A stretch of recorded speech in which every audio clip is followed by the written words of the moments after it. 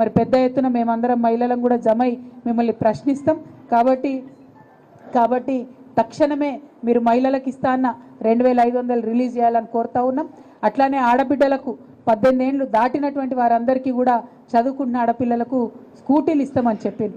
కానీ దాని మీద కూడా కనీసం ముఖ్యమంత్రి గారు రివ్యూ చేయలేదు. కాబట్టి అన్న చెప్పినట్టు స్కూటీలు కూడా తక్షణమే రిలీజ్ చేయాలని చెప్పి మేము కోరుతా ఉన్నాం. అన్నిటికన్నా దారుణం ఏంటంటే చదువుకునే పిల్లలు, గురుకులాల్లో చదువుకునే పిల్లలకు కూడా సరైనటువంటి భోజనం పెట్టలేనటువంటి పరిస్థితి ఈ ప్రభుత్వంలో కనిపిస్తున్నది. ఇప్పటికీ కూడా వైఖరి మార్చుకుంటలేరు. దీన్ని ఇక్కడ నన్ను లోకల్లోనా నాగర్ కర్నూలు అయ్యో అరే సారీ అదే అన్యాయంగా ఇట్లా బిడ్డల్ని పొట్టన పెట్టుకుంటుంది కాంగ్రెస్ ప్రభుత్వం. మేము ఈ వైఖరిని ఈ రోజుతోని లెక్క 58కి చేరింది. నిజంగా తెలంగాణ ఉద్యమం తర్వాత ఎన్నడూ కూడా బిడ్డలు చనిపోతున్నారనే మాట వినొద్దనుకున్నాం. కానీ మళ్ళా కాంగ్రెస్ ప్రభుత్వం వచ్చింది, బిడ్డలు చనిపోవడం మొదలైంది.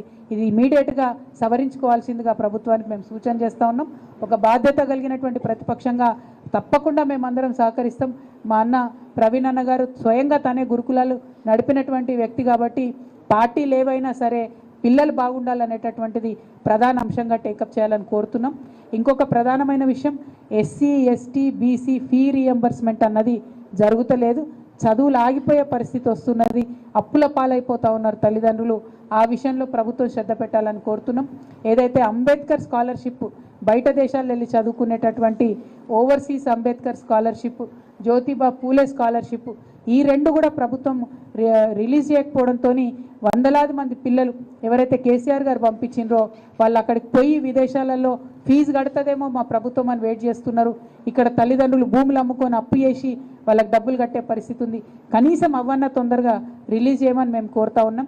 మీరు పెద్ద పెద్ద కాంట్రాక్టర్లకు, మెగా కృష్ణారెడ్డి లాంటి వాళ్లకు మీ సొంత జిల్లాలో వట్టెం పంప్ హౌస్ మొత్తం మునిగిపోతే ఆ కట్టిందే మొత్తం మెగా కృష్ణారెడ్డి గారు. ఎక్స్పర్ట్ కమిటీ వేస్తామని చెప్పారు. ఇవాళటి వరకు కనీసం ఆ ఎక్స్పర్ట్ కమిటీలో ఎవరున్నారో కూడా చెప్పకుండా పెద్ద పెద్ద వాళ్ళని మీరు ఈజీగా వదిలిపెడుతున్నారు. దాని మీద మా వాళ్ళు ఏదో ఆర్టీఐ వేస్తే అది దేశ భద్రతకు సంబంధించిన విషయం కాబట్టి మేము ఇన్ఫర్మేషన్ ఇవ్వమని చెప్పి చెప్తా ఉన్నారు. అంటే క్లియర్గా అర్థమవుతుంది ఈ సర్కారు పెద్దవాళ్ళ కోసమే పనిచేస్తుంది, పేదవాళ్ళ కోసం కాదని. ఏం 1000 కోట్లు అవసరం లేదు విద్యకు, 100 కోట్లతోనే పని ఉంటుంది. కానీ 100 కోట్లతోని వేలాది మంది జీవితాలు మారుతాయి. కాబట్టి తక్షణమే గౌరవ ముఖ్యమంత్రి గారు ఓవర్సీస్ స్కాలర్షిప్ రిలీజ్ చేయాలని, గురుకులాలను ఇమీడియట్గా రిపేర్ చేయాలని కోరుతూ, ఇక చివరిగా ఈరోజు బీసీల కోసం ఏదైతే కులగణన చేస్తూ ఉన్నారో అది చివరి రోజుకు వచ్చింది. కానీ ఈ చివరి రోజు కూడా ఎక్కువ మంది మరి ఎన్రోల్ అయినట్టుగా మాకు కనబడతలేదు. ప్రభుత్వం ఈ వివరాలన్నీ ఖచ్చితంగా తొందరలోనే బయట పెట్టాలని కోరుతున్నాం.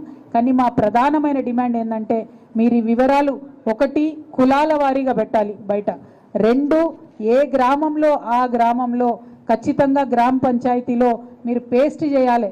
మీరు చేసిన కులగన్న వివరాలు పేస్ట్ చేయాలి. ఎందుకంటే ఎవరిదన్నా తప్పుపడి ఉంటే కింద నుండి పైకి చెప్పేటటువంటి ఆస్కారం ఉంటుంది.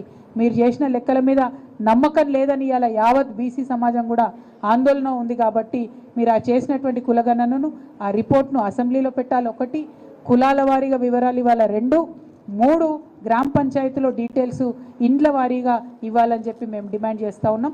మరి ఇప్పటి వరకు ఓపికగా వేచి చూసిన మా మీడియా మిత్రులందరికీ మళ్ళొకసారి హృదయపూర్వకంగా నమస్కారాలు తెలియజేస్తూ, నాగర్ కర్నూలు రావడం, మా నాయకులను ప్రజలను అందరినీ కలుసుకోవడం, లక్ష్మీనరసింహస్వామి దర్శనం చేసుకోవడం చాలా సంతోషాన్ని ఇచ్చింది. కానీ ఆ ఎస్ఎల్బీసీలో మరి పాపం ప్రాణాలు ఉన్నాయో పోయినాయో అన్నట్టు ఉన్నటువంటి ఆ 8 మంది కూలీ బిడ్డలు ఇక్కడికి మన దగ్గరికి బతకడానికి వచ్చినటువంటి వాళ్ళ కుటుంబాలు వాళ్ళందరూ కూడా బాగుండాలని, ధైర్యంగా ఉండాలని మనస్ఫూర్తిగా దేవుడిని ప్రార్థన చేస్తున్నా. Thank you. జై తెలంగాణ, జై బీఆర్ఎస్, జై కేసీఆర్.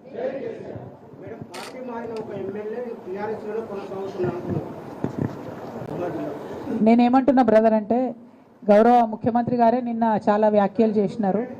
సో ప్రజాస్వామ్యాన్ని నమ్మేటటువంటి పార్టీ బీఆర్ఎస్ పార్టీ. మరి మేము మాత్రం చాలా ఓపికగా కోర్టు తీర్పు కోసం ఎదురు చూస్తున్నాం. కోర్టులో విషయం ఉంది కాబట్టి దాని మీద అయితే నేను స్పందించదలచలేదు. Thank you. జై తెలంగాణ.